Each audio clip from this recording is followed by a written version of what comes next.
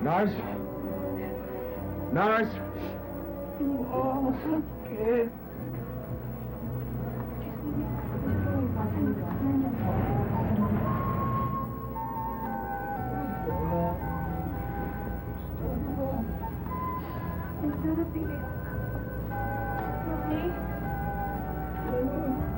Iyo, nandito na si Dana.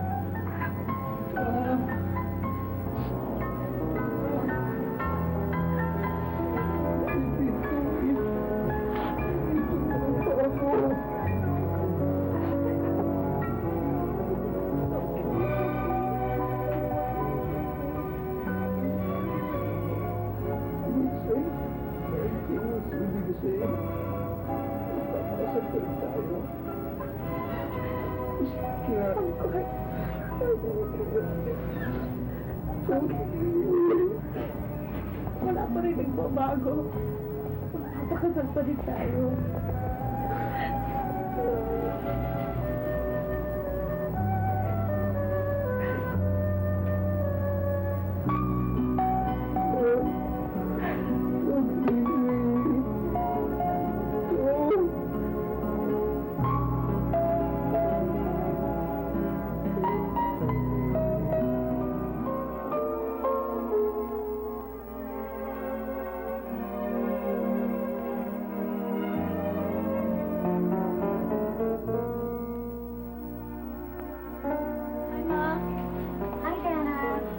How's Mommy?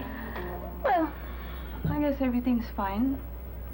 Yun nga lang, oras na malaman niya nga alis na ako. Nalulungkot, nagwawala. Para bang nawawala ng pag-asa. Come here.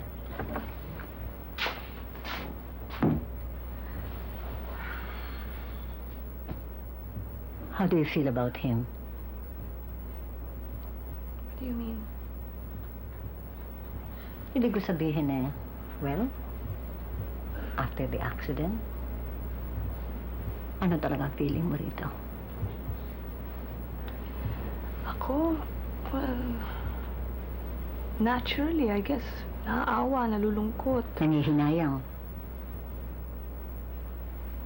Yes. Of course, Mama, mahal na mahal ko si Ronnie. Kaya nga ba hindi ko maintindihan kung bakit kailangan pang mangyari ito sa kanya eh. I mean, he was such a loving man. Mapagmahal, masipag, mahusay na arkitekto. Bakit kailangan siya pa?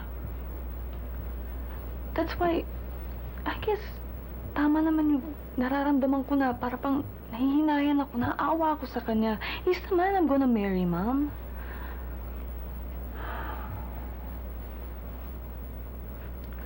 Ibig mong sabihin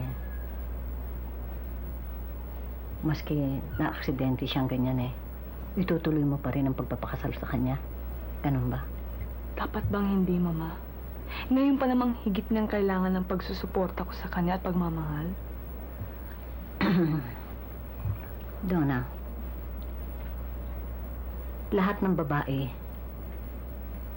pagkapakakasal na, kinakailangan talaga mag-isip. Not just of today, but also of tomorrow. Alam mo naman na talagang from the very beginning, I've always liked Ronnie. Gaya ng sinabi mo, mabait, masipag, mabuting tao. And more than that, which is very, very important to me, alam ko mabibigyan kanya ng magandang kinabukasan. Not just for you, kundi sa magiging anak ninyo. Ganun naman pala, Ma eh. Ano pwede maging rason para talikuran ko si Ronnie? Darling, hindi ko sinasabi sa'yo talikuran mo siya. I'm just making you think things are different now. It's not the same anymore. Because right now he's an invalid. At there is a possibility hindi ka na niya maaaring bigyan ng anak. It's true. Hindi ako magsisinungaling sa'yo. Nakausap kong doktor niya at sinabi niya sa akin, masyado raw talagang pinsala nangyari sa kanya. At hindi lamang kanya mga binti ang nagka-diferensya. Everything I don't want to talk about it. We got to talk about it. You don't want to talk about it. I want to talk about it. This is your future. Do you understand? Ano? Naawa ka? Stop thinking about Ronnie right now. You listen to me, you look at me. Do you understand? Alam mo, pagka tinuloy mong pagpapakasal sa kanya, later on, hindi magiging kawawa si Ronnie. Kawawa si Donna. What's going to happen to you? What kind of a... Stop it! Stop it! I don't want to hear this